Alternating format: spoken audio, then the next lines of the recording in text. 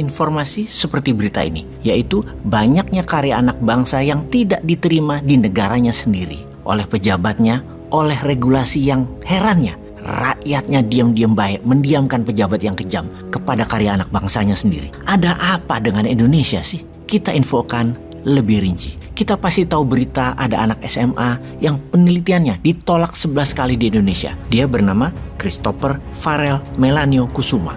Awalnya dia hanya ingin mendownload sebuah game. Karena kuotanya terbatas dan ukuran gamesnya yang sangat besar, jadi dia tidak bisa mendownload games tersebut. Lalu dia melakukan penelitian tentang data compression, software pengkompres data agar jadi kecil.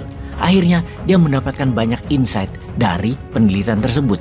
Dan karena dia tahu bahwa ternyata belum ada satupun orang Indonesia yang melakukannya, dia pun melanjutkan penelitiannya mengenai data compression tersebut. Dia percaya kalau ada alat yang bisa mengkompres data hingga kecil bahkan hingga nano informasi, maka alat itu pasti sangat berguna di masa depannya. Lalu hasil penelitiannya dibawa di banyak ajang kompetisi daerah maupun nasional, tetapi penelitiannya tidak ada yang menanggapi. Ditolak bahkan sampai 11 kali, tapi dia tidak menyerah. Hingga suatu hari dia melihat peluang di mana ada pengumuman di Google melalui media online tentang lomba penelitian, dan dia pun mengambil kesempatan mengajukan penelitiannya tersebut ke Google. Seminggu kemudian dia mendapatkan email dari Google kalau penelitiannya lolos dan mendapatkan sponsor dari Google, juga mendapatkan visa buat pergi ke kantor Google di Amerika untuk mempresentasikan algoritma temuannya tersebut. Tak disangka ternyata Google tertarik dengan penelitian anak tersebut, yang kemudian dia diajak kerjasama dengan Google dalam proyek selama satu semester 6 bulan dia di sana. Hasilnya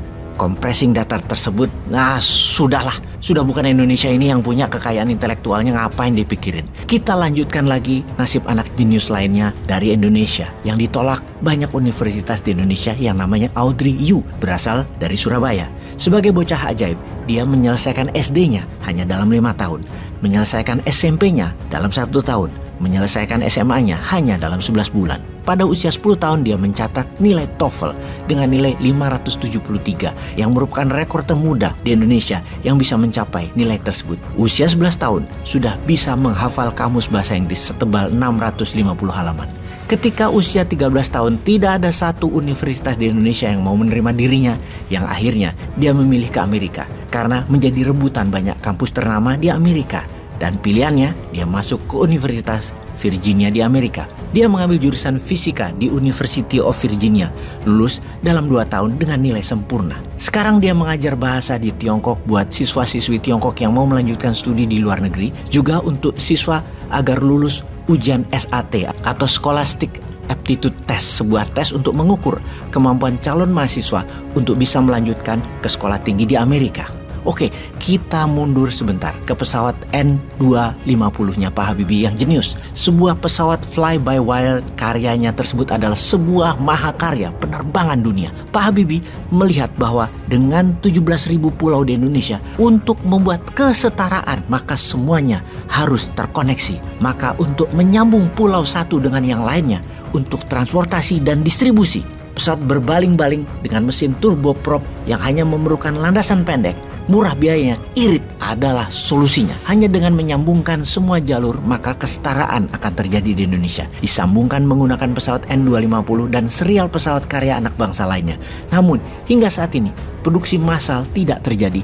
Impian sudah 30 tahun lebih tidak pernah dimulai, diabaikan, tidak dilanjutkan, tidak dipermudah, tidak dibantu. Kita juga tahu nyali pejabat itu takut dengan hegemoni Barat dan hegemoni Tiongkok. Impian menguasai dirgantara Indonesia itu dipatahkan oleh IMF. Hingga saat ini tidak ada yang berani melawannya.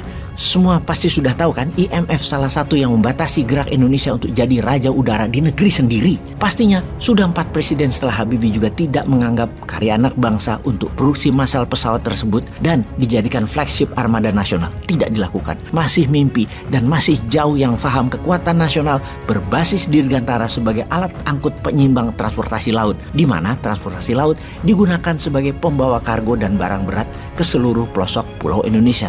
Dan transportasi udara untuk angkutan manusia dan dokumen adalah yang tercepat. Kita bertanya lagi, ada apa dengan Indonesia atas kekuasaan kedirgantaraan? Kok tidak dilanjutkan oleh kita sekarang? Numai. Oke, kita tengok ke Elon Musk, maka pasti kita mengingat atau menengok ke Ricky Elson, sang jenius listrik yang di tahun 2012 pemuda Indonesia ini sudah membangun mobil listrik jauh sebelum Elon Musk membangunnya di Amerika. Di mana kita tahu di awal Tesla dibangun, beda dengan mobil listriknya Ricky Elson dibangunnya. Di sini di Indonesia dipersulit, sedangkan di Amerika Tesla mendapatkan subsidi pajak yang besar. Bahkan ketika membangun pabrik baterainya dapat pinjaman lunak dari negara dengan jumlah hingga hampir $4 billion. Kita mobil listrik Ricky tidak lulus uji emisi. Latai bener ya, masa mobil listrik ada emisi gas buang yang membahayakan lingkungan? Bilang aja Indonesia nggak boleh maju, harus di bawah Amerika, harus manut di bawah Tiongkok dan seterusnya. Abadinan jaya, sampai miskin Indonesia harus ikut mereka, sampai habis sumber daya alam, nggak boleh makmur, harus begini-begini saja, diam-diam baik, nggak usah macem-macem itu Indonesia. Bisa panjang barisan karya anak bangsa yang akan membuat Indonesia sesungguhnya bisa jadi global player dalam waktu dekat. Namun hal itu tidak akan jadi kenyataan kalau masih old man yang berkuasa, yang pro kekuasaan hegemoni, bukan pro kekuatan anak bangsa dan kekuatan sendiri. Sahabat, bagaimana komentar sahabat akan informasi kali ini?